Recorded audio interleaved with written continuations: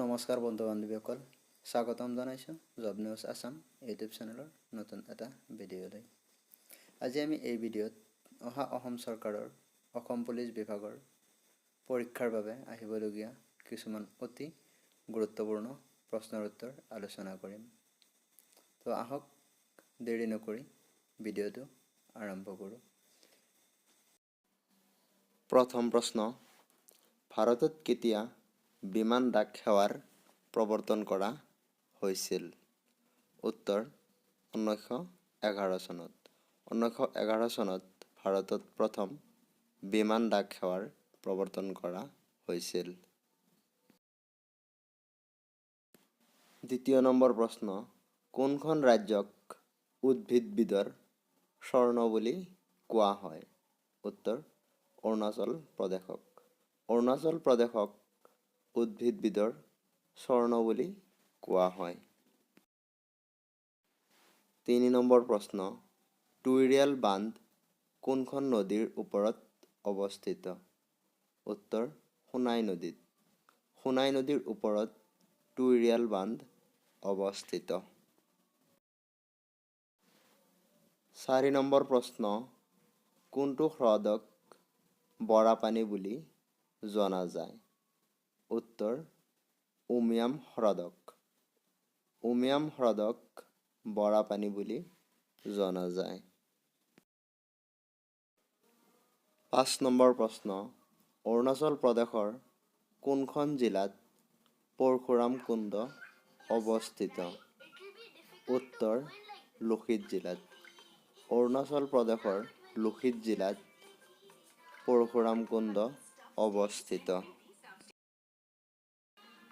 6 number প্ৰশ্ন, ফাকিম বন্যপ্ৰাণী অভয়াৰণ্য কোনখন ৰাজ্যত অৱস্থিত?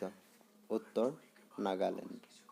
নাগালেণ্ড ৰাজ্যত ফাকিম বন্যপ্ৰাণী অভয়াৰণ্য অৱস্থিত। 7 নম্বৰ প্ৰশ্ন, হৰ্ণবিল উৎসৱ প্ৰতি বছৰে কোনটো মাহত পালন কৰা হয়? উত্তৰ ডিচেম্বৰ মাহত। হৰ্ণবিল উৎসৱ প্ৰতি বছৰে ডিচেম্বৰ মাহত পালন কৰা হয়। 8 নম্বৰ প্ৰশ্ন, অৰুণাচল প্ৰদেশত কোনটো ধৰ্ম আটাইতকৈ বেছি অনুসৰণ কৰা হয়? উত্তৰ খ্ৰীষ্টান ধৰ্ম। অৰুণাচল প্ৰদেশত খ্ৰীষ্টান ধৰ্ম আটাইতকৈ বেছি অনুসৰণ কৰা হয়। 9 নম্বৰ প্ৰশ্ন, ৰবীন্দ্ৰনাথ ঠাকুৰৰ ভুৱনেশ্বৰী মন্দিৰৰ সৈতে জড়িত গ্ৰন্থখনৰ নাম কি? উত্তৰ বিসৰ্জন। বিসৰ্জন ৰবীন্দ্ৰনাথ ঠাকুৰৰ ভুৱনেশ্বৰী মন্দিৰৰ সৈতে জড়িত এখন গ্ৰন্থ। 10 নম্বৰ প্ৰশ্ন, উত্তৰ-পূবৰ কোনখন ৰাজ্যৰ সাক্ষৰতাৰ হাৰ সৰ্বাধিক? উত্তৰ মিজোৰাম। উত্তৰ-পূবৰ ৰাজ্যখনৰ ভিতৰত মিজোৰাম ৰাজ্যৰ সাক্ষৰতাৰ হাৰ সৰ্বাধিক। 11 নম্বৰ প্ৰশ্ন, টিপাইমুখ বান্ধ কোনখন ৰাজ্যত অৱস্থিত? উত্তৰ মণিপুৰ ৰাজ্যত। টিপাইমুখ বান্ধ মণিপুৰ ৰাজ্যত অৱস্থিত। 12 নম্বৰ প্ৰশ্ন, উত্তৰ-পূব ভাৰতৰ আটাইতকৈ ডাঙৰ মিঠা পানীৰ হ্ৰদটোৰ নাম কি? উত্তৰ লোকটক হ্ৰদ। উত্তৰ-পূবৰ আটাইতকৈ ডাঙৰ মিঠা পানীৰ হ্ৰদটো হ'ল লোকটক হ্ৰদ। 13 নম্বৰ প্ৰশ্ন, উত্তৰ-পূৰ্বাঞ্চলৰ কোনখন ৰাজ্যত সৰ্বাধিক বনাঞ্চলৰ শতকৰা হাৰ বেছি? উত্তৰ মিজোৰাম। মিজোৰামত উত্তৰ-পূৰ্বাঞ্চলৰ ৰাজ্যবোৰৰ ভিতৰত বনাঞ্চলৰ শতকৰা হাৰ সৰ্বাধিক।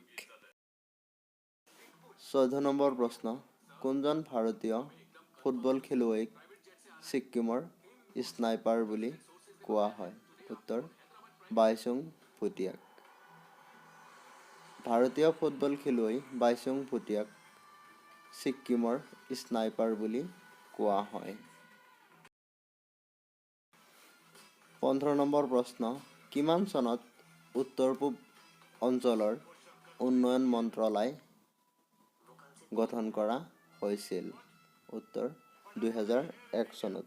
2001 চনত উত্তৰ পূব অঞ্চলৰ উন্নয়ন মন্ত্ৰালয় গঠন কৰা হৈছিল।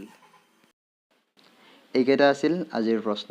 যদি ভিডিঅ'টো ভাল লাগিছে, ভিডিঅ'টোত এটা লাইক কৰিব। আৰু এনেকুৱা ধৰণৰ নতুন নতুন ভিডিঅ' পাবলৈ চেনেলটো ছাবস্ক্ৰাইব কৰিব। আৰু যদি কিবা ভুল হৈছে এই ভিডিঅ'ত কমেণ্ট কৰি শুধৰাই দিব। ভিডিঅ'টো শেষলৈ চোৱাৰ বাবে ধন্যবাদ।